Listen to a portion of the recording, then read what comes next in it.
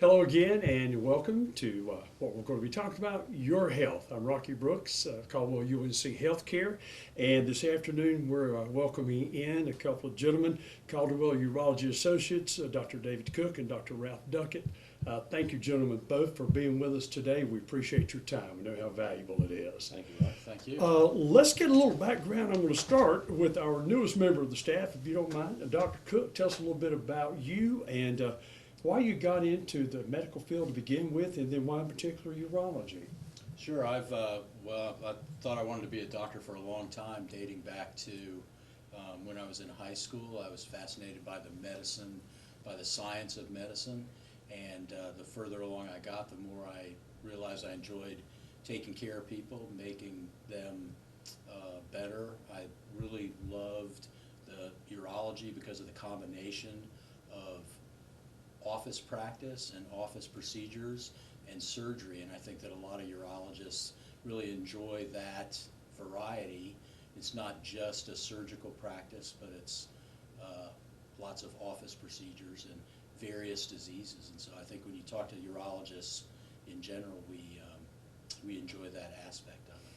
All right, I want to ask you to go back even before that, if you will, as well. I want to know about your formative years. Growing up, what type of family, where you from originally, perhaps where you've been, and keep this one in the back of your mind because I'm going to ask you the same question. So my father and actually both my grandfathers were career military officers. So my grandfathers were both West Pointers. My dad's a West Pointer, and were in the Air Force. So my grandfathers were sort of early Air Force pilots, or Army Air Corps back then. My dad was an Air Force pilot. So we lived all over the world. I was born in Rome, Italy. As I say, it's Rome, not Georgia. And lived all over the world when I was younger. When my dad retired, I was a junior in high school. We moved to a small town in Tennessee. I went from there to college at Duke and then to Wake Forest Medical School right after college.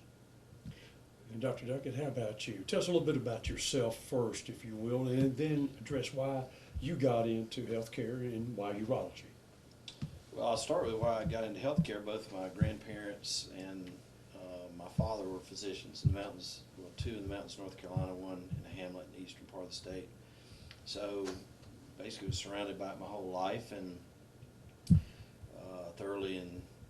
thought I thoroughly enjoyed what I saw. Ultimately went into medicine and have enjoyed what I saw.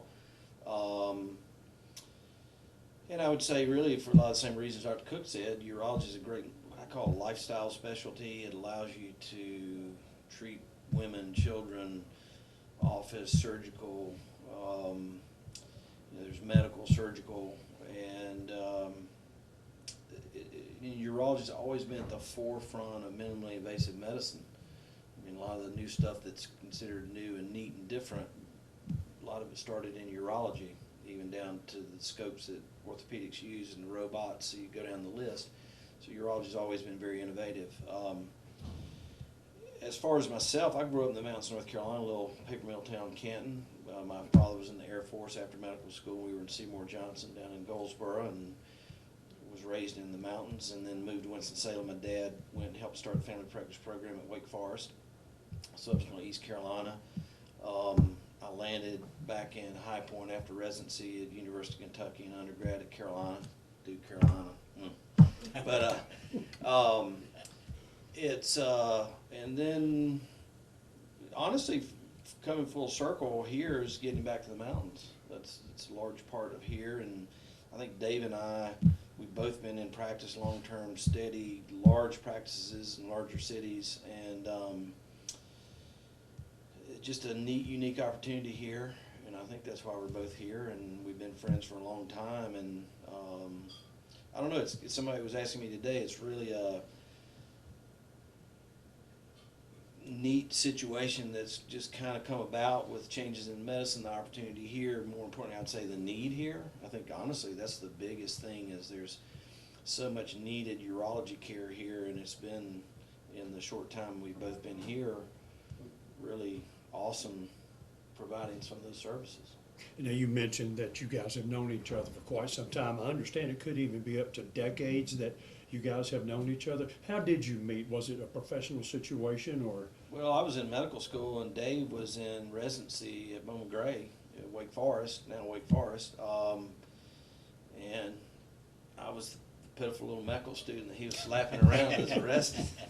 And somehow, best medical student ever. and somehow, it's interesting because I really didn't know a lot about urology, and I wasn't in urology until the last week of my 4th year of medical school, and was like, wow, this is pretty neat. And then I re-encountered it my 2nd year of my general surgery. I was slated to be a general surgeon, and he was a resident and a great urologist who passed away, Andy Griffin, and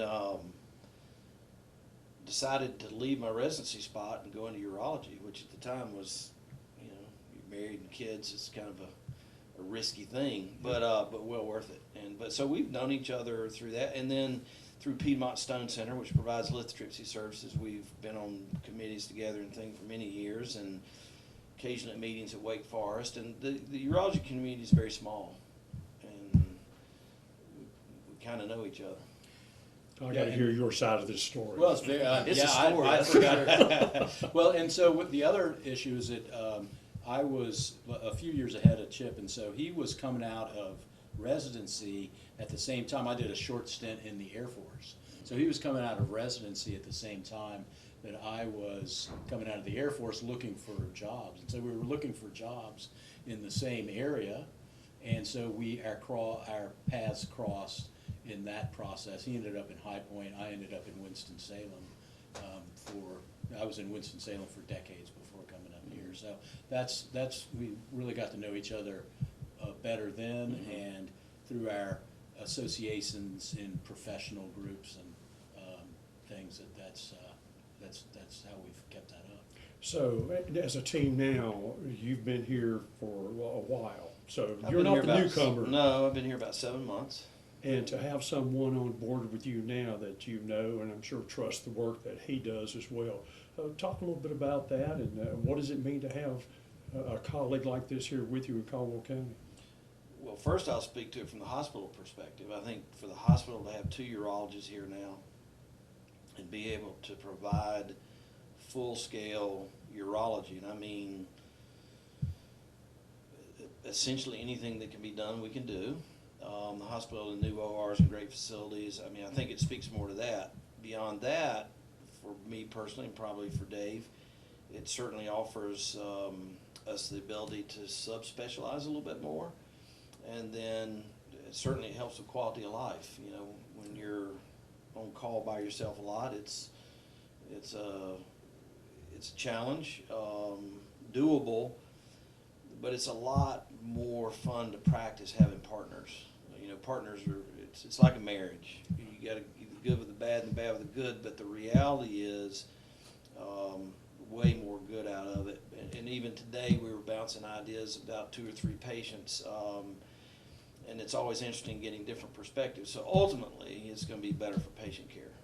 Yeah, I think the idea of collaboration is a great thing. So I had the opportunity when I was looking around to go other places and be by myself. And besides the idea of just being the only person there, and you're sort of have to be available all the time, which is something that for a doctor is just incredibly hard. The idea of having a good partner who you can say, hey, what do you think about this? Or how do you do this? Or, take a look at this case. Do you think this is something that we should tackle? Is invaluable as a professional and for the community. When you mentioned that with each other, there's the collaborative aspect of it, but you're both individuals.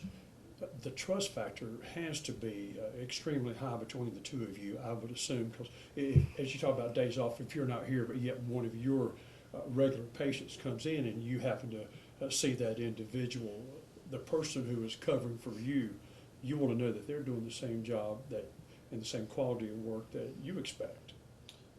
Well, I mean, it's paramount. I mean, that's the only way I look at it, because Dave and I have a lot of similar interests inside and outside of medicine. probably different personalities and ways. We all have a little bit different ways of doing things, but the one variable, and I know he was considering the same thing when he decided to come here, is it someone that is a great doctor? And I'm not putting that on myself, but my point is, that's ultimately what matters, the care. And, you know, part of us being together was the Piedmont Stone Center, and a guy named Charles Hooser, who's run the center for years, basically said, you guys ought to think about working together. You know, you've been around each other, and he knew the way we think and the quality of care that we both strive for, and we started talking, and and ultimately though, that's the one variable that if it's not right, and the rest of it doesn't work. So I mean, I have utmost confidence in David, and I'll tell you a little story. I did call one of his partners, Liz Albertson, a great female urologist in Winston-Salem, and just said, you know, Dave, because she and Dave left Novant, and I just said, you know, what's the deal? And she said, well, I walked through fire for Dave Cook. she said, you know, and that coming from her, you know, says a lot. And I think it's gonna be a great relationship. I would say certainly my goal is to grow urology even more here and provide a service that ultimately Lenore is known as a site for great urology. And that'll start by taking great care of people here. But we're already seeing folks from Morganton, Hickory, Boone, and surrounding areas that I think want to see what's here and have been pretty happy. Speaks a lot to the need when you think about it. As you mentioned, that urology group is a small group in unto itself, and yet we have two people here in what people would say a small rural community. But what are you seeing? I mean, you've been here, or what do you normally, what's normal for patients, some of the things that they come for treatment? So I've only been doing this for a week, so I'll back up a little bit. Yeah, I would not have gone into practice with somebody that I didn't trust emphatically to take care of patients. And there's, you know, there's no doubt that Chip is just a top-notch urologist. I also called his partner and asked about it. You know, we did not go into this completely. I mean, you know, it's a marriage. We're not Pollyanna-ish here, and so you know, you want to make sure about that. And you know, and what he said was, "Wow, we're really going to miss Chip where he was before." So, you know, that's a wonderful thing to hear. Absolutely wonderful. So I've only been here about a week, but we are seeing a whole bunch of folks with kidney stones. Obviously, we take care of a bunch of stones. That's the cases that I've done the most of just starting out, because they tend to be emergencies and things you have to get done either today or tomorrow potentially. And then, you know, there's a number of patients who have the kind of cancers that we take care of. Kidney cancer, prostate cancer, bladder cancer are the ones that we take care of. There are a number that are going to need to have surgery for those, some with additional treatment as well through the cancer center, and some where surgery will be their primary or only treatment, hopefully.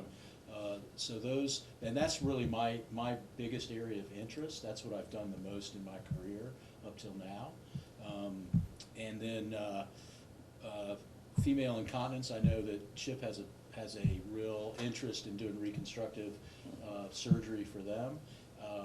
And then we do the regular sort of urology of men who have enlarged prostates, problems with erectile dysfunction, and those are my main areas of interest. What about you, Dr. Beck? Well, historically, I did a lot of pediatrics, which we'll continue to do some.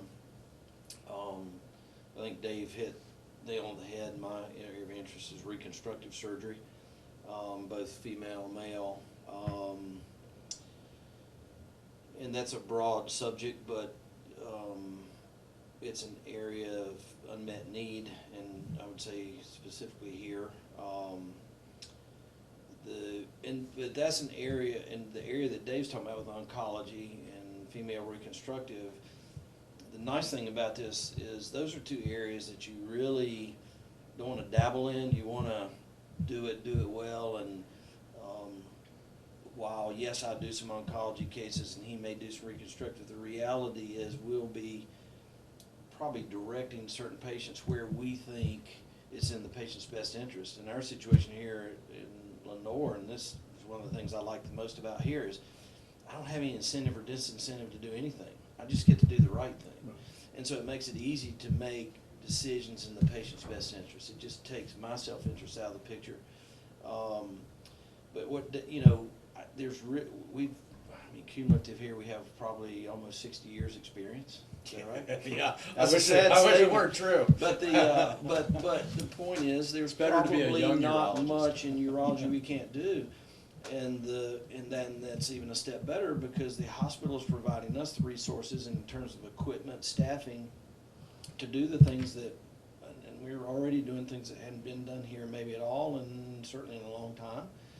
And like the oncology cases that David's talking about, those are cases we're gonna do here, have people stay at home with their family, great care in conjunction with the McCrary Cancer Center, and create something pretty special.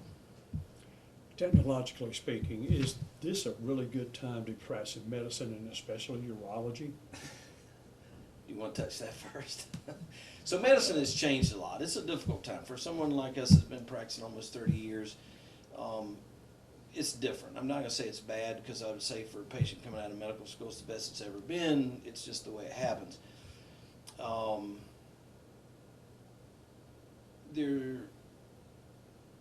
But that's one of the great things about here, is it's almost a step back where you're able to do what's right, less intrusion, and I personally think it's in the best interest of patient care.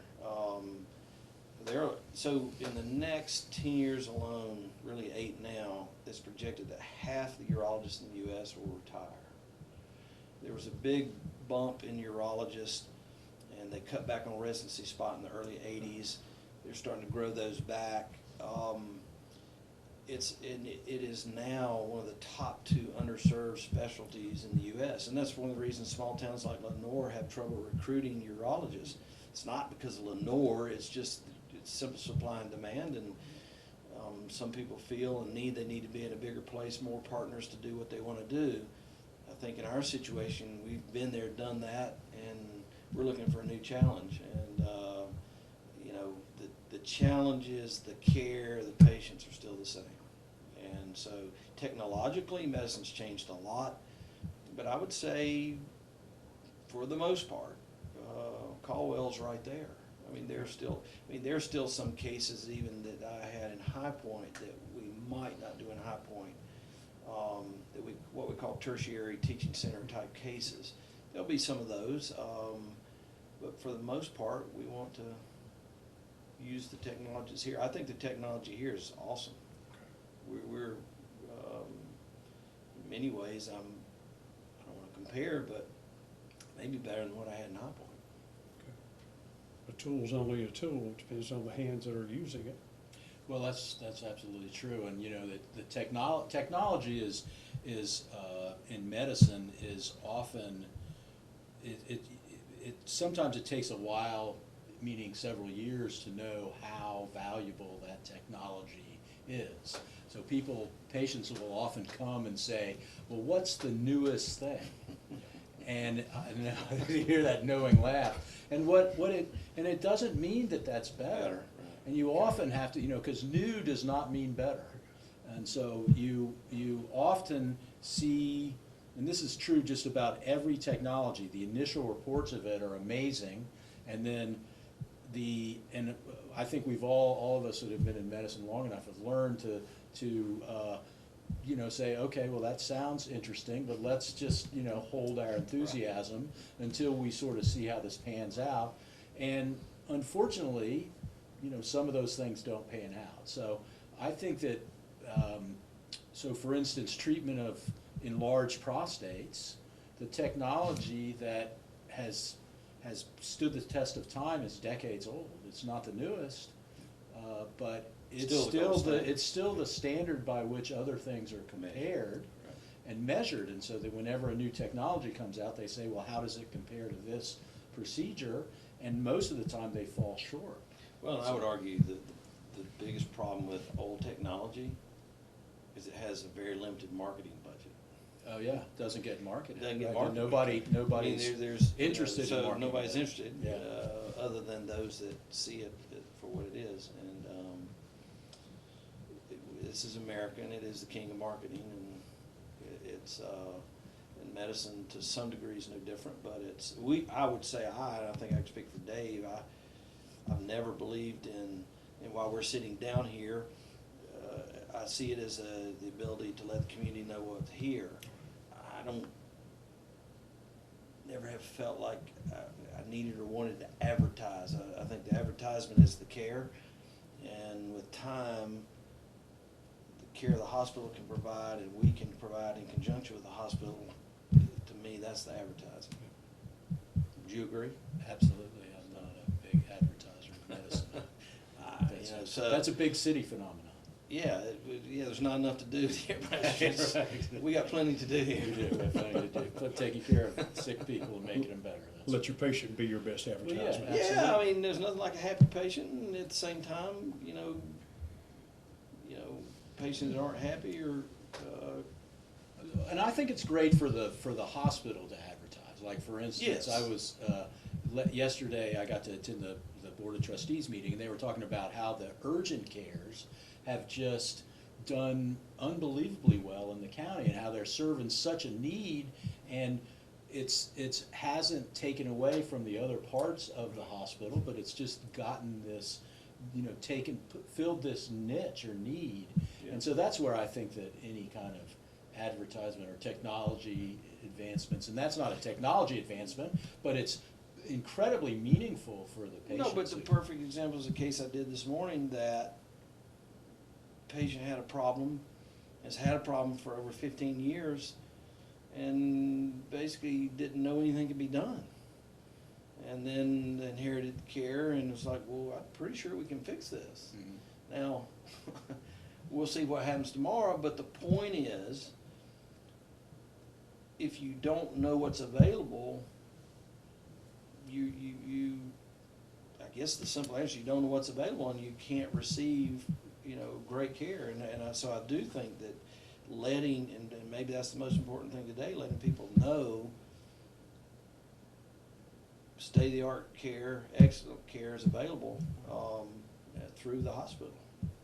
And this is one of the means of doing that, getting to Yeah. know you as an individual, each of you, because I think people will take a referral to a doctor, but there's many in a practice, and then I'd like to speak with someone else perhaps I can relate to better.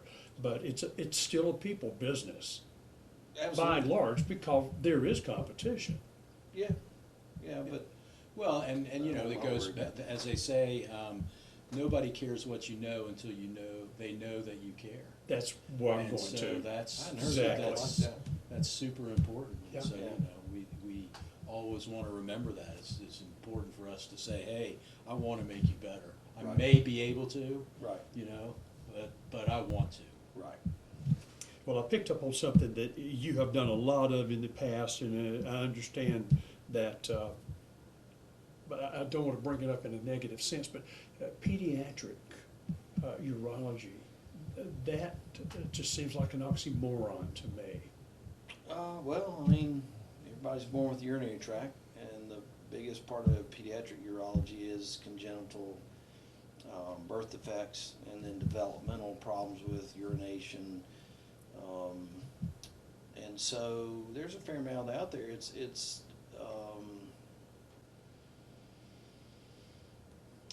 challenging. It's enjoyable. It's nothing quite like, especially in complex situations, seeing kids do well. I jokingly say, but half seriously say, that taking care of children is easy. Taking care of the parents is the hard part. And that's why, a lot of people just have no interest in pediatric urology. And there's a great need, and I find it very rewarding. Yeah, it can be very stressful at times, but you take a challenge and work with it. Work So with it. it's just, they're young adults, I guess. Of course, there are some pediatricians would cringe with that thought, but at the end of the day, they're people. Think a little differently. Again, you got the parental involvement, but it's very rewarding. Now, Dr. Cook, I understand one of your main, I'll use perhaps rewarding, but urology cancer and treating folks with that, bladder, kidney, prostate, something that you do as well. Yeah, I've done a lot of it. That's been my focus in the last couple of decades of my career. More and more was doing that. Where I was before, we did a fair bit of laparoscopic and robotic surgery. We're going to have the availability to do laparoscopic surgery here for the kidney. But I've done a whole bunch of that kind of surgery. Yeah. All right. Just the last few moments, I'd like to leave it with each of you to talk a little bit, whatever you want to say to the watchers of the program. Well, I think my situation is such that people ask me all the time, why'd you come to Lenore? I mean, you leave a 6-man practice, UNC system. And it's really multifactorial, but I think it's based on a new challenge, needs, and it just feels right. And it's back in the mountains. But the main thing I would say to people is, and I know I can speak for both of us, we're not here for any other reason than we want to be here. Yeah, I would say that we want to take care of you. If Yeah. you feel like that you have a disease or a problem that is something within our realm, then we want to see you. We want to take care of you.